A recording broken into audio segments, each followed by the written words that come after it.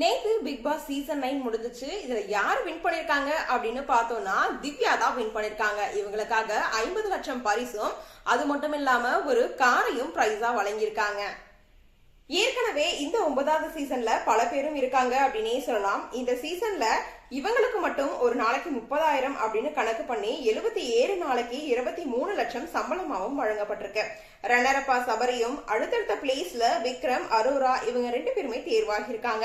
28வது நாள்ல தான் இவங்க உள்ள போனாங்க. வைல்டு கார்டுல போயிருந்தாலும் வீட்டுல நடந்த எல்லா பிரச்சனையுமே தைரியமா இவங்க ஃபேஸ் பண்ணாங்க அப்படின்னே சொல்லலாம். இதுக்காகவே இவங்களுக்கு மிகப்பெரிய ரசிகர் பட்டாளமும் இருக்கு.